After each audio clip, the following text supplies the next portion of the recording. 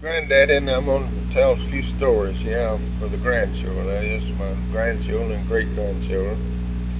Something that my three daughters have been asking me to do for a long time. And things I'm going to be telling, some of it kind of funny, some of it may not be so funny, but a lot of it is just plain old meanness when I was a boy. But some of it I'm ashamed of. But sometimes I get to thinking about some of it, and I'd like to be back there and do some more of that same thing again, I guess. But anyway, about one of the, well, most of the things I'll be telling will be about Myron and myself. Myron's my brother, is a little older than me. We did a lot of mean things. We was all the time doing something. And of course, when I say mean, I don't mean things that you'd get in jail for. I'm talking about things that my daddy gave us a whipping for. And we got plenty of them. Of course, I don't guess we got as many as we really should have. But we got away with a lot of this stuff. And about the first thing I can remember is when, before I ever started to school, I used to want to go to school so bad. All the rest of them was going to school except me. And I wasn't old enough, and I'd cry to go to school every morning. I'd have my mother to fix me a lunch, so like I was going to school. But of course, I didn't get to go. But when I finally did get old enough to go to school, I remember first year in school. Well, they had a little country store right close to the schoolhouse, and pretty close to Christmas that year. Well, eggs, the price of eggs went to 60 cents a dozen. And I talked my mother into giving me a couple of eggs to carry to school with me, and carry to the store and sell. And of course, that'd mean 10 cents for those two eggs, and I could buy all the candy and put in both pockets with 10 cents. And I could just see myself having a big time that day, and kids begging for my candy. But I had on a little old suit coat. When I got to school, before I started, I put those eggs in my coat pocket. Rode the school bus. Of course, it was crowded. When I got to school, first thing I thought of was take my eggs and go to the store before school started. When I put my hand in my pocket full of eggs out, well, they was bursted all to pieces, naturally, being crowded on the bus. And when I come out with my hands, I had egg all over, and I let out a war whoop. You could hear me telling how far. My older sister had to take me to an old pump, wash the egg off my hands, and wash my coat pockets. Then I remember one time I had an uncle. It was one of my favorite uncles, Uncle Will Brown. He was at our house, and of course he was there a lot, but he was there one time, and he asked me, he said, "Lonnie, you ever played a little more yet?" And I told him, "No, I don't think so, Uncle Will." And he said, "Well, give me your cap and I'll go around behind the house." And so I'll holler now, and you say, "No, a little more yet." And then he'll say, I'll say, "Is that enough?" You say, "No, a little more yet." He went around behind the house, and he hollered, "Is that enough?" And I told him, "A little more yet." And I did that about 3 times, and finally he come back around the house, and what he was doing, had my cap around there peeing in it. Tell him to pee a little more yet. And then we asked me and Myron one time if we'd ever been snipe hunting. We told him no. And of course we'd fall for anything just about it. So they took us down the woods, Uncle Will and some of the other fellas, older brother and brother-in-law, and give us an old grass sack and told us to hold this sack and face it in this direction, certain direction. Said, "Don't y'all move, and don't you move that sack." Said, "We're going to drive them snipe into this sack." And of course, we didn't know what they'd done. They just went on back to the house and left us standing there. And we stayed there about an hour and a half, holding that sack, waiting for the snipes to get in it, and nothing ever happened. So we finally went to the house. And when we got there, we found out they went to the house to start with, which I guess that's what you call being left holding the bag. I remember one time, it was kind of in the fall of the year, and it's real cool, and late one evening it's kind of raining, misting rain, and Daddy told Mary and I to go out to the barn and feed the cows, milk the cows, and feed the horses. So we got out there. We had a little sister named Univy, and she was all the time following us around and messing us up and causing us to get a whipping a lot of times when we really didn't deserve it. We had always trying to do something to get even with her. So there's no cow that went out in the middle, right in the middle of the barnyard, and she had used the bathroom right in the middle of the barnyard. Down there's a pile I guarantee is that big around and that high, looked like. And I don't know who thought of it, but Mary and I went and got a tow sack, an old grass sack, and spread over that, and we held each corner of it on both sides. And we told Unity, said, now you back off out there and run and jump, just as high as you can jump. So when you hit that sack, you just watch that cow dung squish out none of that sack. Well, she did. She run back out there and run and jump just as high as she could jump. And when she jumped, we pulled the sack off that cow dung, and she hit right at the top of it with her feet. And her feet went out and under, and she slid all the way through it, even into her hair. And of course, what we didn't know, our daddy was sitting in the window watching us, and boy, did we get it with it. But really, to tell you the truth, it was worth it. But, I remember one time I decided I was going to go to New Orleans, and of course, sitting out no money, the only way I could go was ride a freight train. And my mother, of course, didn't know I was going. I slipped off. I wasn't about 16 years old, I guess. And don't any of you grandchildren ever try this, because it's too dangerous, and that's one I had to got hurt, but the Lord took care of me. But I run up on an old boy from Arkansas named Paul Carr, and we went on to New Orleans, spent the night somewhere. I don't have no idea where, but anyway, next morning we decided we'd go out to French Market. Back then, French Market was just tents. Didn't have buildings like they have now. And it was just French people running it, and then we walked out in that thing, and out in there was dress old chickens, fish, and everything, and just let all them trimming fall down on the floor, and they're stomping in it, green flies all over it. And it was such a stink. That boy and I had to just hold our nose and run to get out of there, keep from vomiting. We went on to that evening. We caught a train and went to a freight train and went to Memphis. And when we got to Memphis, it was on Saturday. The next day was Easter Sunday, and it turned real cold. I didn't have no coat. And I was going to go home with that boy. He talked me into going home with him. He lived in Pine Bluff, Arkansas. And so I decided I wasn't going to go home with him. I was going to come back home. I just about had enough of that. So I went to the Salvation Army soup line and got me some dinner. And late that evening, we caught a freight train coming south to Jackson. And when I got on this freight train, got in a boxcar, there's about 10 or 12, maybe 15 other boys in there. And one of the boys got out and got some old waste out of the house in one of the boxcars. And it's old stuff that had oil in it, and you could get that stuff, a handful of it, set it on fire, and it burned for an hour and a half, something like that. We laid that on the floor of that boxcar and set it afire, and all of us got good and warm. Boy, we were so proud of our fire. And first thing we knew was noticing that boxcar was on fire, and it had a hole just about that big around burned in the bottom of it. And the train had already started down the track then, and was going too fast for us to jump off. And we didn't have no way of putting the fire out. So somebody thought about us peeing on it. So we every one of us peed on that and put the fire out. We had a stinking mess, but we did get the fire out. I guess that load you off the train if you had to pee on it then.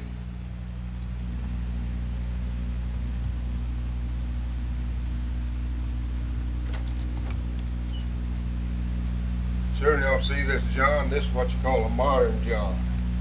And when Granddaddy was little, we had real Johns. It was an old building, just an old, made out of old rough lumber. And if you was pretty well off, you had one they call a two-hole, where two people go in at the same time. And you sat out on that and used the bathroom. One time, we was over to our oldest sister's house, all of us, over there working in the field. And we come out of the field for lunch, and while we was sitting around after we eat our lunch, sitting around before we went back to the field, Mayor and I got a fight as usual. and Uncle Will Brown was there, and he told my mother, said, "May I tell you what, dude?" Said, "You make Lonnie go get a switch to whip Marion with, and you make Marion go get one to whip Lonnie with." He said, "That'll break them from fighting." So, boy, that suited us, because we wanted to get one that really laid some hurt on one another. So both of us thought of a little old black gum tree out back of my sister's house, and about, I guess it's about 25 feet high, and it had some little old limbs on it just about the size of your little finger. And some of them was 8 or 10 feet long. I never seen so many switches, but it's on that little old tree. And both of us saw that tree, and Marion run by the through the kitchen and got the butcher knife, and I went by the wood pile and got the chopping axe. And when I got out to the tree where Marion had already beat me out there, and he climbed the tree, and he was right in the top of that tree getting some little keen switches. He was going to plait 3 of them together for Mama to whip me with. So when I walked up to that tree and saw him up in there, I couldn't resist it. I just took the axe and chopped the tree down with it. Him just a hollering, that tree hit the ground. Of course, we tied up, fought again. And then when he planted his switches after we quit fighting, and I got me a long keen one to whip him with. And when we got back around there, Uncle Will told my mother, said, "Now, May said, you whipped Lonnie the one he got whooped by him with the woman he got, so all that backfired on us anyway."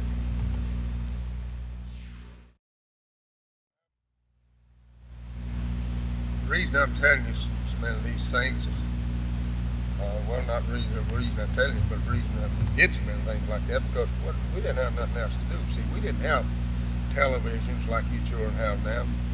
Didn't even have a radio for that matter. No telephone, no electric lights. We'd have to do our homework by fire, in a fireplace. Just build a fire in a fireplace, lay down by to do our homework. But remember, my daddy had a bunch of old geese. In fact, he had about 60 head of geese. And that was fine during the summertime when we was farming, because those old geese eat the grass out of the cotton. We didn't have to take a hoe and chop it out. But in the wintertime, those things had to be fed. And it was always mine and Mary's job to feed them. So we'd have to shuck and shell corn. And you take 50 head of geese, they can eat a lot of corn. And we'd have to shuck and shell that stuff to feed them. Every one afternoon in the wintertime, we was fixing to feed the geese, and it was real cold. In fact, our pond was froze over solid. So Mary and I took that corn down to the pond, and with them old geese, of course, they knew what we had, and they followed us down there. And when we got out to the pond, well, we'd just take a handful of that corn and throw it right out in the middle of the pond. And them old geese would go out through there just flopping their wings and running just hard as they could, half flying and half running. When they'd get to that corn, they'd try to stop. Of course, when they'd try to stop, they'd just go to slide, and they'd hit the bank on the other side. But a goose hasn't got a bit of sense, but he'd just get up, turn around and fly around, start running and flying back to that corn again. When he'd get to the corn, he'd try to stop again. He'd hit the bank on the other side. He'd just keep doing that. Of course, Mayor and I just stand there killing ourselves laughing. Of course, my dad didn't call us, but he didn't really give us a whip. I remember one time, Mayor and John and myself, well, John was the oldest brother, and we was plowing and had a 40-acre field, and we was right out in the middle of this field, and there was an old hound dog. That thing, I guess, is that high. He come along there, he's real poor and skinny. So Mayor caught the old dog, and I don't know how come I think of it, but John told me to go to the house and get some turpentine and some corn cobs. And so he told me, said, "Now, if Mama asks you what you want with the turpentine, tell him one of us had stumped their toe, because whenever that we hit our toe against a root or something, because we all went barefooted." And so I went to the house while Mother's getting the turpentine. Well, I went to the barn and got some corn cobs.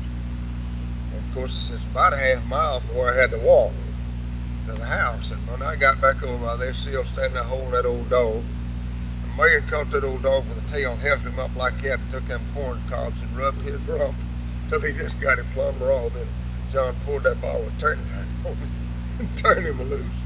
And I'm telling you, that old dog, when he turned him loose, he jumped as high. He jumped, I guess, 5 or 6 feet high. When he hit the ground, just slide on his tail for about 10 feet. Then he said, "Oh!" walk in, he'd jump inside, he couldn't again, then hit and slide again. He went all the way across that 40-acre field doing that plumb out of sight. And of course I was just standing there laughing our heads off him, but we ought to have been whipped until we couldn't walk for doing that poor dog like that. He was hungry, I guess, but anyway, it's just stuff like that. You had to do something for fun, and that's the reason we did so many things. I guess there's nothing else to do.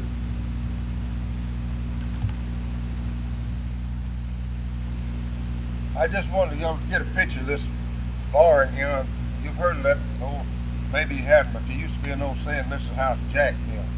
Well, this barn's what Larry built.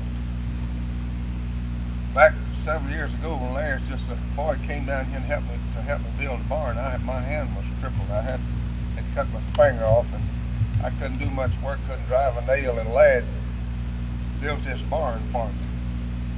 And he'd do pretty good. Sometimes he'd have to drive several nails, he'd bend so many of them, but he worked good until Gomer Powell had come on. When Gomer Powell had come on television, he quit right there. He wouldn't work another lick till Gomer Powell go on, because he's sure going to see that. I just wanted you to see a picture of it. Oh yeah, I want to tell you about the first time I ever used a telephone. Now I know that you children have been using telephones all your life. You probably got one of your own, and you know how to use them. Of course, if you've never seen a telephone and you're a pretty good sized boy, you can go to use one, you know, and have no idea how to use it. But you might could understand what happened to me, but I don't really understand it myself. It's true. But I decided I was in town, I decided I wanted to use the telephone, so I just wanted to try it. So I went to the telephone office. They called it, back then they called it telephone exchange. That's about the only place you could go to use a public telephone. So when I walked in and told the operators I wanted to use the phone, they told me, said, there's a booth sitting over in the corner. And I walked over to that booth. When I walked up to it, I just looked up and I said, hello!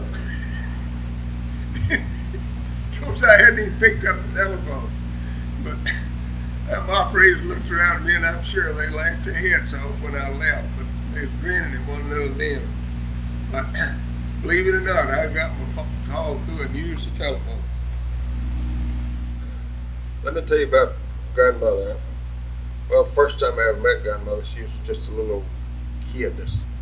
My brothers and I was going to a ball game on Saturday afternoon, and I guess she was about 6 or 7 years old. And we met her in the road down below where we live here now, and my oldest brother said, hi, the little girl, and she just looked at John and said, said, I'm careful who I speak to. Would you believe that after that I married the little thing? I remember one time though, her brother and myself was going with some girls that lived up above, you know, some Murray girls, and my grandmother was all the time making fun of our girlfriends, Forrest and I. So we was having a revival here at the church at Centerpoint, and there's an old lady from Louisiana named Sister Thompson was preaching a revival, and she had been staying with the Murrays, so she decided she's come stay out at my mother and daddy's house, and so she wanted her clothes from up at the Mary's. So Forrest and I told her we'd go get them for her. And Meyer and my brother had an old T-model strip down, we call it. Just an old T-model. It didn't have no windshield, no hood, no body on it, nothing. Just a frame, and had a gas tank that you sat on. And then we had a board across the frame in the back where two people could sit back there behind. It was just behind the back wheels. And so when we got up to Forrest's house, or to grandmother's house, well, her grandmother was here, and Forrest and I didn't have no money to buy gas to put in a little T-model to go get the preacher's clothes, so her grandmother gave us 25 cents to buy a gallon of gas with. And of course there was a priest girl here named Leslie Monroe, and her and grandmother was buddies, so they wanted to go with us. Forrest and I didn't want them to go, and but they went anyway. And they got on the back of that little old T-model, sat on that back, behind that back seat on that old board. And when we got up there to our girlfriend's house. Well, they came out of the house, had some old long bonnets on, stick way out like that in front of their face, and they had dresses dragging the floor, and they're barefooted. Of course, grandmother and Leslie Monroe sitting out there on a little old car and laughing themselves to death at our girlfriends, and that made Forrest and I mad. So when we started back home, we had to go through a little old creek, and we had to ford it. What we mean by ford it, you had to go through the water, just drive through the water. There was no bridge there, and so I knew about this little creek, and I'd drive a little old T-model, and when we got almost to it, well, I'd give a little T-model all the gas it could, make it go just as fast as it could go, and hit that water, and I mean, it just drowned it, grandmother and Leslie Monroe, when it went through that water. Of course, it drowned the little old T-model out, too. Water got what they call a timer, and Forrest and I didn't know how to fix it, and we got pushing it, trying to crank it. We pushed that thing about 1.5 miles, and grandmother and Leslie Monroe was mad at us, saying they wouldn't help us push, and they just walked off and left us. And finally, there's an old boy, an old Arnold boy come along, and this old boy talked kind of through his teeth, and we asked him, he was a kind of a T-model mechanic, and we asked him, could he get that T-model cranked for us? And he said, man, ain't nothing but just a timer, nothing water in it. He took it off and dried it off, put it back on there, and it cranked. Of course, we run up on, when we got it cranked, we run up behind grandmother and Leslie Monroe walking home. They're still about 2 miles from home. Forrest and I just passed them up, wouldn't even let them ride. But you believe grandmother married me after that then. I don't know why, but she did. Second time I ever remember seeing grandmother was, I was at a brush arbor one Sunday morning in Blueford. Grandmother's brother and I was buddies, and we run together a lot. But I had never seen his sister, which was grandmother. So we was up there at this brush arbor one Sunday morning, Blueford night. And when church was over with, well, I looked out there and saw grandmother standing out there in the road. And I asked Blueford, I said, boy, who in the world is that pretty little freckle-faced girl out there? And he said, boy, that's my sister. But I thought that was the prettiest little thing I ever seen in my life. Of course, she wasn't about 12 years old, but I fell in love with her right then. And I made up my mind that was the one I was going to marry. And we went together a pretty good while. When she was 15 years old, well, we decided we was going to get married. Of course, her daddy didn't want us to get married, and we was going to have to flip off and get married. So I went out to Brookhaven to get my marriage license. And while I was there, I bought grandmother a dress and some shoes, and hose, and everything to get married in. And when I walked in the circuit clerk's office, somebody, Lee Moak was the circuit clerk, and he looked up at me and he said, what can I do for you, Lonnie? You come to get your battle axe? And I said, yeah. Of course, he's talking about marriage license. And when he started writing it up, he asked me how old grandmother was, and I told him that she wasn't but 15. And he said, well, you'll have to have permission from their parents, or else get somebody that knows her to tell me that she's 18 years old. Because there wasn't nobody in town that I knew that I could get, so I decided I'd walk back downtown and see if I could find somebody. When I started across the railroad track, there's 2 old hobos standing there, and I don't have no idea what their names were. And that was 1934, right in the middle of the Depression, and times was real hard, so I asked these boys if they'd like to make 25 cents a piece, and of course they jumped at that. They said, yes, sir. And I told them, I said, come on, go with me then. I carried them over at the courthouse, and they signed the papers swearing that grandmother was 18 years old, and they'd never seen her tell her before. I keep saying I'm going out there and look on the record and find out what those fellas' names were. Of course, the next Saturday then, grandmother and I got married. She slipped off from home, her and a Davis girl named Lola. And Paul Griffin thought that Lola and I was fixing to get married. But me and her would go together when we was around Paul Griffin. And so I had to get an old boy that was a neighbor of ours to carry us to town to get married. And we went out to Summit and went to the mayor's office. The mayor married us. And of course, there's a bunch of boys in town that found out about it, and they all gathered in there and got over behind the old judge trying to make me laugh while we was taking our vows. But when we started to go in the mayor's office, there's just an old shack of a building kind of, and there's some loose plank on the porch, and I hung my pants leg, the cup in my pants leg, on one of them boards and stumbled and almost fell flat on my face. And then, of course, them boys there just laughing their heads off at me. And then grandmother and I at least I had a cotton crop that year, and I made 1 bale of cotton.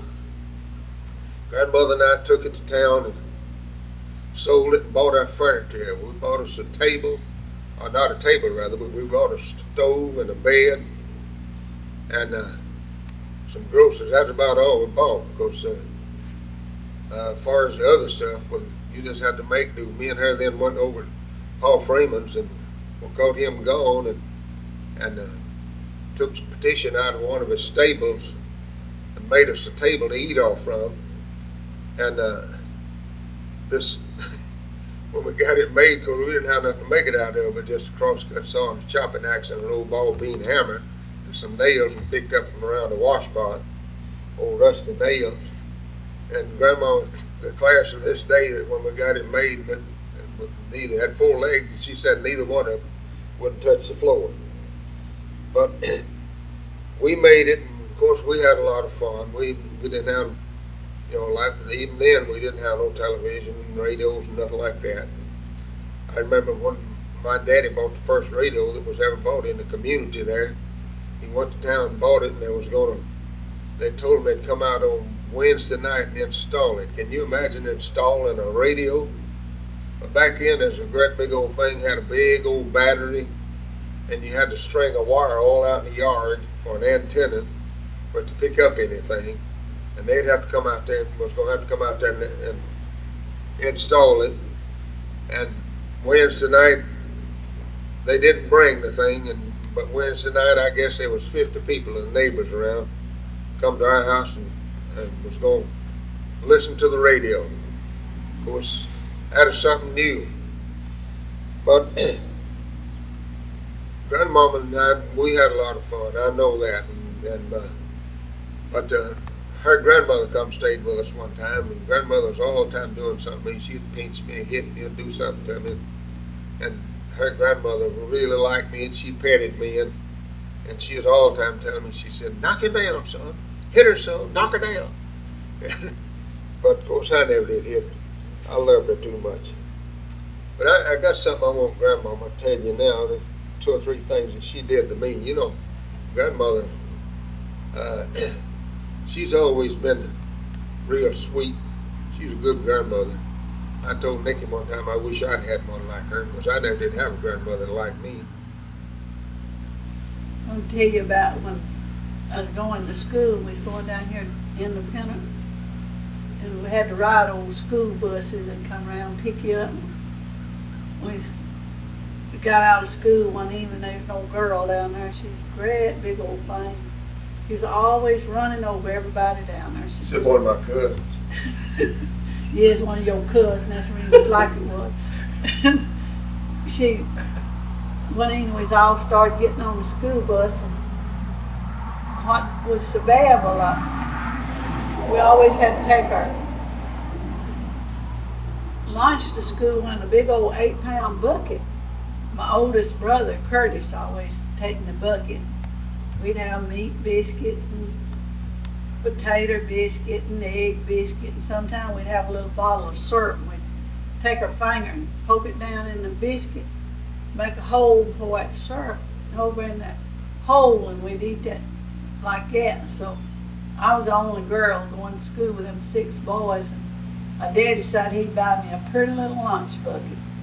So I'd have a pretty little lunch bucket to carry my lunch in. And so that day that old girl was getting up in the school bus leaving to come home, and she'd pull 2 or 3 out of the bus, and I got up in there where she reached to pull me, and when she did, I caught her over the side of the bus, and I turned around and take that pretty little lunch bucket my daddy had bought me, and I just doubled it up over her head. I mean, that made a believer of old May. She didn't never pull nobody else out of a bus. And Mama's first cousin was a principal. He told us he'd see us the next day. So the next morning, when I come home at night and I told my mama about it, she said, "You tell Coley Rat if he hits you, I'll come down there and whip him all over that place." So next morning I got there and I went in the schoolroom. He said, "I want to see you and May in the room after a while." So I went stepping in there and I said, "I want to tell you something. My mama said tell you if you hurt me, she'd come down here and whip you all over this place."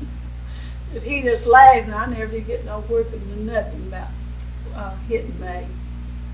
But me and Granddaddy married when I was just 15 years old, wasn't a little kid, and he thought I ought to be grown up. So he wanted him a chocolate cake one day, and I made him so I thought, well, I'll make him a chocolate cake. I didn't know how to cook nothing, but I made that cake. And he come home, he eat his cake, and he's so proud of his cake. So that afternoon, when he left to go back to the field to plow, all my life I wanted to take me a cake and sit down and eat all the icing off the top. I thought, well, now's a good time to do that. I'm married, I'll do as I please. I had old long benches on each side of the table. I set that cake down on that bench and I got down and straddled that bench. And I sat there and I picked every bit of the icing on that cake. It looked just like a chicken had went all over the cake. He come in that evening. He couldn't wait to get home and get him another piece of that cake. Boy, he flew in the kitchen to get his cake. And when he got it, he said, "What happened to the cake?" Looked just like chicken's been all over. Just a carcass there. So one day he went to the field and he was plowing, and while he was gone, I take me one of the big old 8-pound bucket and I filled it full of water, and old doors then didn't have no latch inside, and so I took that 8-pound, took me a big old nail and drove it right up over the door where that bucket would hang right down where if you pushed the door it turned the bottom up. I filled that bucket full of water and fixed the door where it just a little crack, just looked like it was just open. And I heard Granddaddy coming, boy, he was just a whistling. And he stepped up on the porch, he's just a whistling. He's so proud he's coming home to his little bride. And he give that door a push, and he did that whole bucket of water went right to the top of his head. He said, I cut his whistle off.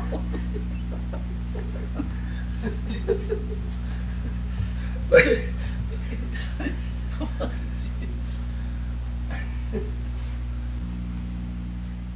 me tell you about the second year my grandmother and I was married. We made a cotton crop, and I think we made about 2 bales of cotton that year. And cotton was selling for 5 cents a pound. A 500-pound bale of cotton would bring to $25. So we sold 1 bale, and I guess paid my debts. Of course, back then you borrow the money to make a crop on it, and you'd have to pay the money back before you had anything else. And usually never did have nothing else. But anyway, I went to town with that second bale of cotton and bought me a car, an old 28 model Chevrolet. I wish you could see it. I give anything we had that thing there. But anyway, it's just an old touring car. It had an old canvas top to it, and of course, you put curtains up on it if it go to raining, because I didn't have no curtains. But the car cost $62, and I took that bale of cotton and made a down payment on it, and had 2 payments, $19 each. And I never did get to make the first payment. I lost my car and I couldn't pay for it. And we don't got all of them. He worked one time for some syrup. He said, you get a gallon of syrup a day, wasn't it? 2 gallons of syrup a day out of 2 barrels of corn. I thought it was a gallon of syrup a day. anyway, he had him 2 gallons of syrup, and we said that'd do us all the winter. And there was an old peddler back then. His peddlers come around all the time selling stuff. An old peddler come by, and he had some powder and rouge and stuff, and I'd always wanted me some, and so he kept telling me, showing me all this stuff, and after a while I traded Granddaddy's syrup to the old peddler for me some powder and rouge. So I just powder, paint up, sit there and do without something to eat all the way. Because I done got sold all this syrup. One time, before me and Granddaddy married, well, there was a girl lived over in front of us, as Uncle Forrester's first wife, Pearline, and she come by here and they had a horse and buggy, and her mom would send her down to the store, down to Mr. Burt Jordan's to the store. She come by here and she's going to the store and get her mama some stuff, want me to ride with her, and she had a hen. She's taking down there and taking chickens in and trading in for groceries. And so she had a hen in there, and we wanted that hen to lay an egg, so if she'd lay an egg, we could get us a lot of candy for that egg. And so we thought if we jarred good, well, she'd lay that egg. So we run that horse real hard so the buggy would jar. And sure enough, when we got to the store, that hen had laid in the back of that buggy. We got that egg out and got us a big sack of candy for one egg. You sure couldn't do that now, could you?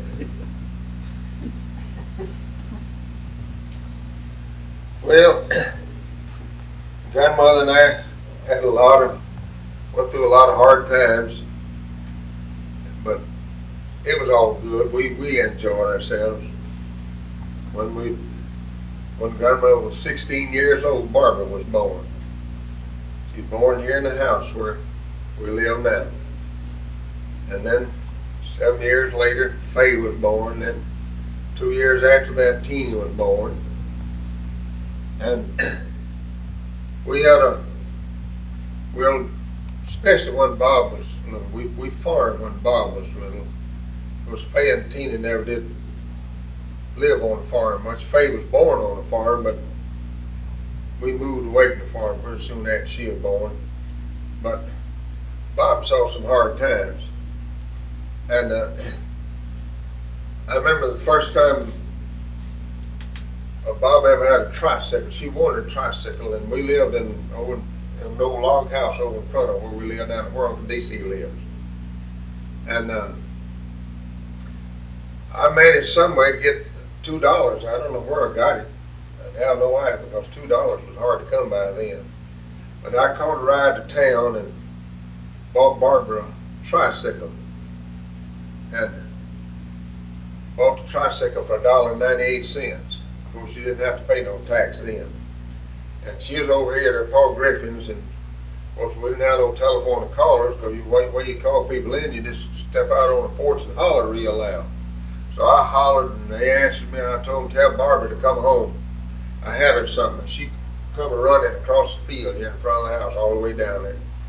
And I had the little tricycle sitting on the porch, and when she saw that tricycle, well, she just run up to it, looked at it, sidled around, run on in the kitchen, and told her her mother, I said, Mother, I'm just tickled to death. Santa Claus brought me a tricycle, and she hadn't even touched it. I get Grandmother to tell you about one time I built Barbara a chair.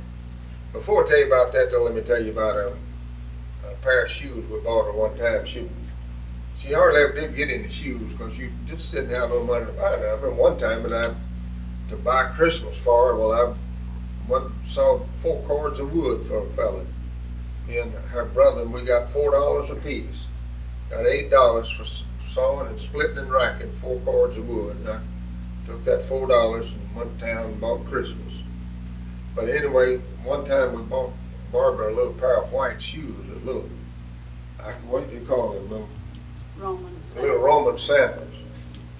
And she was so proud of them shoes, she wore them to church one Sunday, the first time she wore them. And when she got back home that night, we lived in an old house way back off the road, back in the woods, a half mile, back in the woods. And so when we got home that night, well, Barbara wanted to be sure she put her shoes where nothing wouldn't happen to her, and she wanted to hide them where nobody wouldn't get them. So she put them in the stove. Of course, grandmother didn't know this in there. And the next morning she got out and built a fire in the stove to cook breakfast. And when she started to put her biscuits in the stove, when Bob's little shoes were just turned up, just rolled up. Poor little thing, I felt so sorry for her. We didn't have no money to buy her no more. But anyway, I saw a little rocking chair made out of some old 1-6s somewhere. And I decided I'd make Barbara one. And it wasn't, I didn't have nothing to make it out of but an axe to hew the old rockers out with, and an old hammer and some old rusted nails. So I'll get Grandma to tell you about what happened when I made that chair. You made that little old chair and then put the rockers on it, and they looked like big old boards stuck up on each side of it. And he got it all made and brought it in the house. And he called Barbara and said, "Come here, Barbara, and look what Daddy made you."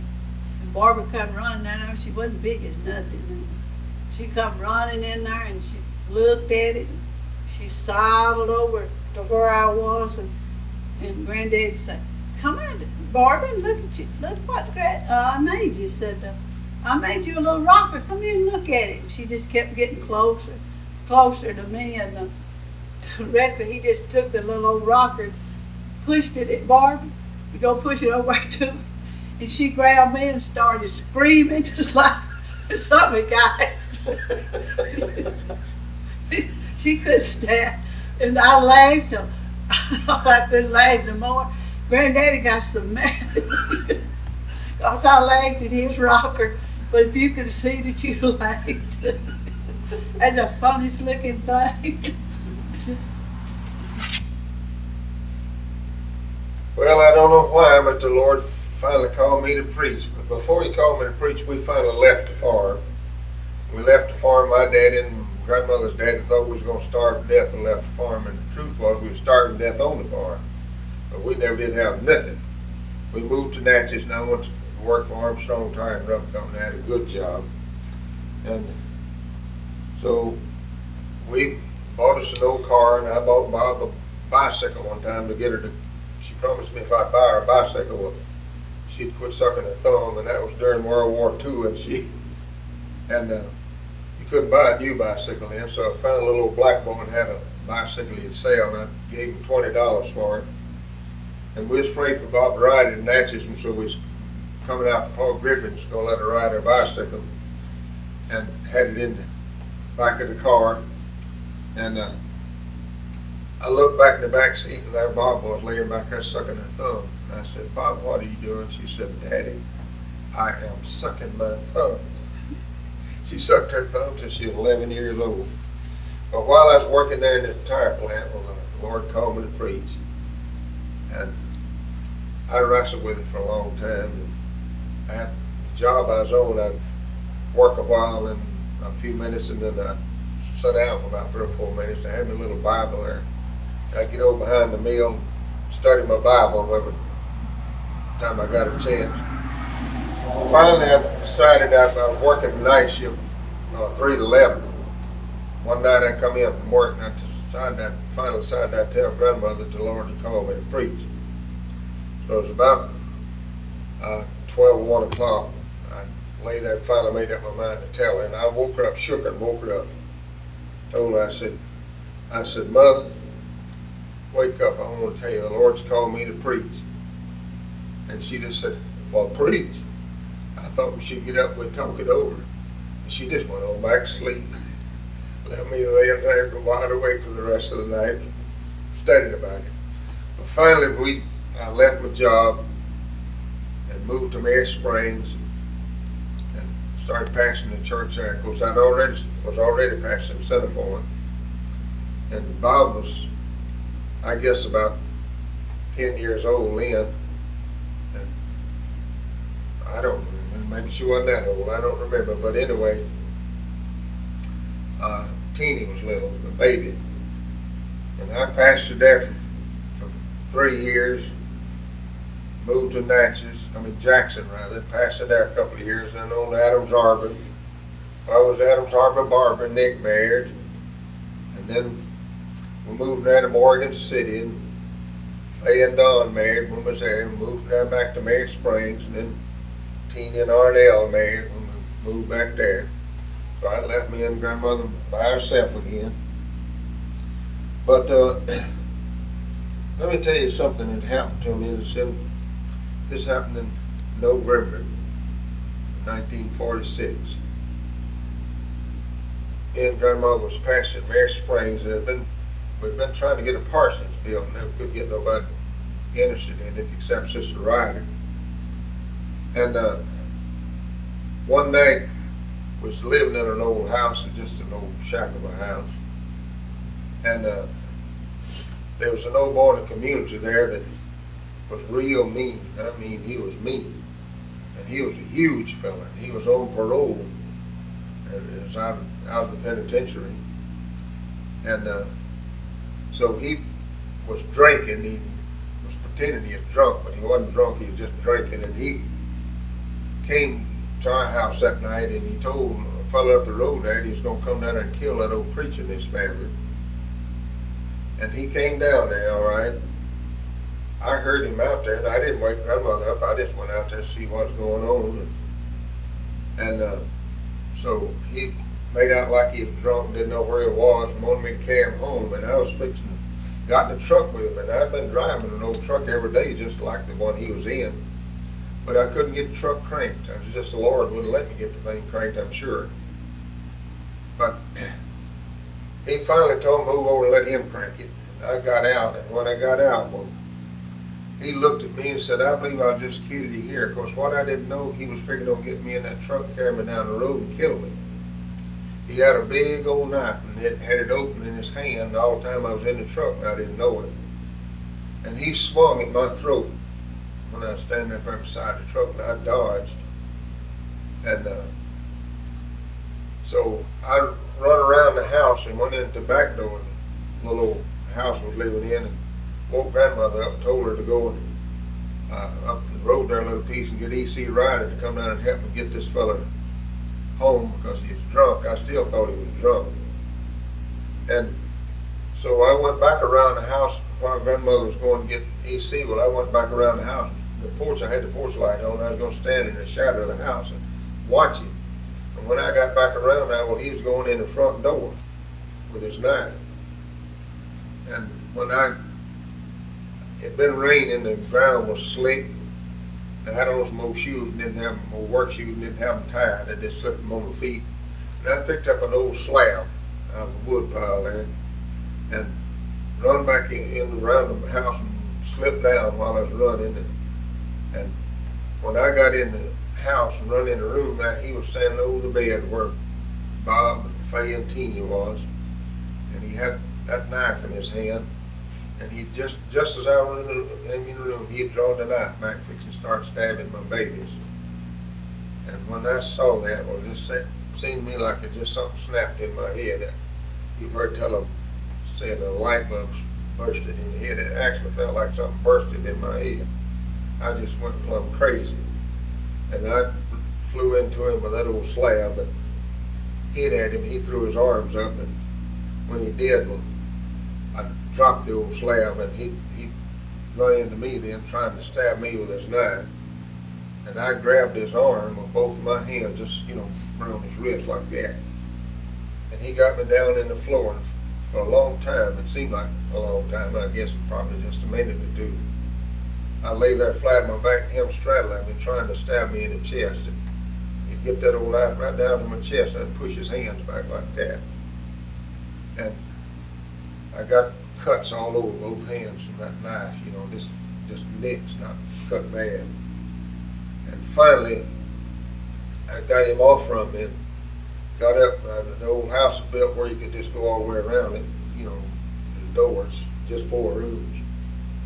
And I run from him trying to find something to hit him with. And when he jumped up, he lunged at me and fell, and had that knife in his hand out in front of him like that, and I stomped at his hand trying to, make him drop the knife, and he jerked his hand back, and I missed him. And I went all the way back around through the house, and go back in the bedroom where the children was, and I picked up that old slab again. And when he run it up to me, well, I hit at him again, and he threw his hand up that time, and I hit his hand with that old slab, knocked that knife out of his hand, and went way back in the other bedroom under the bed. And I hit at him again then, and hit him right across his head, the edge of that old slab, hit him right across there. Cut a gash about 3 or 4 inches long, his head real deep. And it kind of stunned him. He fell up against an old ship rope. He had to push the glass out of him. And I just thought to myself, well, if I could get that slab, I dropped it when I hit him that time, and if I could get that slab again, while he was admiral, I could hit him and knock him out. And when I stooped to get the old slab, when he flew into me again, and we fought all over that room, and the blood was just everywhere from his head, all over everything. And while we was fighting, Barbara raised up in the bed. We'd fall on the bed, then on the floor, and everywhere. And while we was fighting, she raised up and said, "Oh man, get out of here and quit fighting my daddy," and just lay down and went right over back to sleep. And but we fought all over that room, and when EC finally got there, it seemed like forever. I don't guess it was, but very long. Her grandmother said she had a hard time getting them away. But anyway, when EC got there, well, I guess that lick I gave him was kind of had him dazed, but I was straddling him, just beating him in the face with both fists. And EC got there, got him out of the house. And of course, there was just a whole, I guess, 50 people there in less than 30 minutes. A bunch of them had shotguns, high-powered rifles, and everything else. But this man was so mean to him. One of the boys went to Liberty to get the sheriff to come out there. When he found out who it was, he wouldn't even come. But anyway, the next morning, Brother Ray Woodington and his wife made us go home with him that night and spend the night. And I had to preach a funeral the next day. And the old lady's buried over here in Centerport, right here close to where we live. And so the next morning early, when he came down to Brother Ray Woodington's house, this was my dad. And of course, when Brother Ray went out there to meet him and told him if he come looking for trouble, he better leave. And he said he didn't want no more trouble. So that preacher made a believer out of him. And he asked me to forgive him.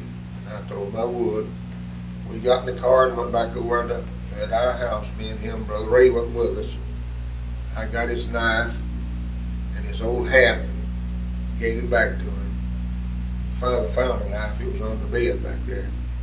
Then about 2 weeks later, well, this old boy, I started to town one day by myself, and when I got about 2 or 3 miles from home, this old boy was sitting on the side of the road hitching a ride.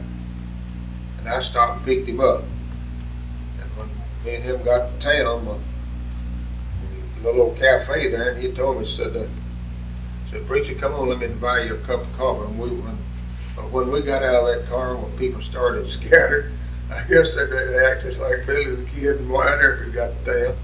And we went in that little cafe to get a cup of coffee. The little girl that was waiting on us, when she brought that coffee to us, looked like she was going to spill it. She was so nervous. Her hand was just trembling. I guess they thought me and him was fixing to have it out again. But that old boy's a good friend now. And a long time after that, finally, after many, many years, all the kids all gone, grandmother and I was back there in Bear Springs pastoring again. Me and grandmother had started to the hospital, and we stopped at the service station to get some gas. And the man saw me, and he come out of the service station, run out there and grabbed me and just bear hugged me. I didn't have no idea who he was. And he looked at me and he said, "You don't know me, do you?" And I told him, "No, I didn't believe it is." And he said, "Well, you ought to remember me." And he told me what his name was. And I'm not calling his name. But anyway, he told me who he was. And it's the same old fellow that I had to fight with. Then a long time later, he was in the hospital with a heart attack. I went down to the hospital and prayed for him, and the Lord healed the man. And as I said, we're good friends now. But there's been a lot of things going on, good and bad. But we made it. We've done without a lot of things being in the ministry. Our children didn't have a lot of things, and I would have liked to give them, but they never did complain. I'm going to tell you, you grandchildren, I never did call myself, I never did feel like I was a good daddy, or that I was a good provider or anything, but I love my children. I think I've got 3 of the best daughters any man ever had. I don't think nobody ever had any sweeter girls than I have. And then they married the boys they married. We love them just like they were our own sons, and I thank the Lord for them.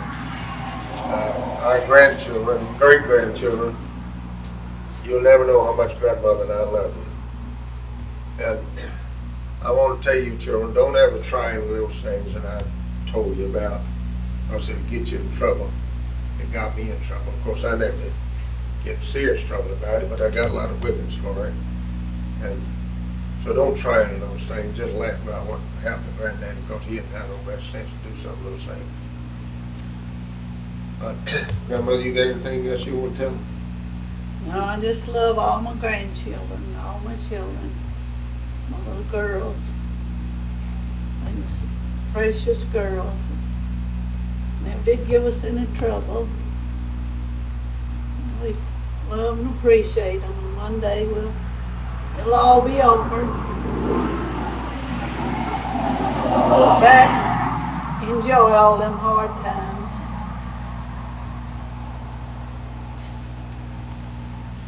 One thing about it, those girls never did do anything in all the years of my ministry. They've never done nothing. I mean, nothing. It would look bad on my ministry, and I thank the Lord for them. They've been some wonderful children, and I thank God for them. I think you children got one of the best mothers, and you children, grandchildren, got one of the best grandmothers anybody could ever have. Like I told you a while ago, when I first saw her, she was just a little old freckle-faced girl, and I fell in love with her. And if I had it all to do over, I'd do the same thing again. If I was going to marry again, I'd marry the same woman next time. Make a bigger mess we already made. Probably would, but we made it. We've been together 55 years, and we still happy. Always picking at Granddad about how he loves to add on his house.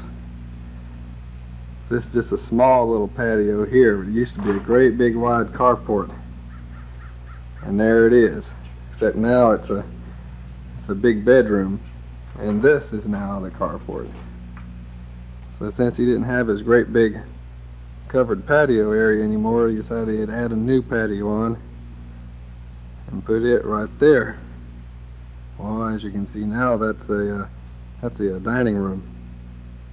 Well, now that he had a new dining room, he decided, well, he'd better make him a new covered patio so he can sit out back and relax. So he built it right behind the house, right there. But as you can see, that's a new living room. Around about the same time, Granddad had made a little sidewalk coming from the back door, and it ran over to the wash house where the washing machine and freezers are. Of course, gradually this kind of grew a little wider and a little wider, and it got a roof, and it almost looks like walls going up. Gee, I wonder what this room's going to be.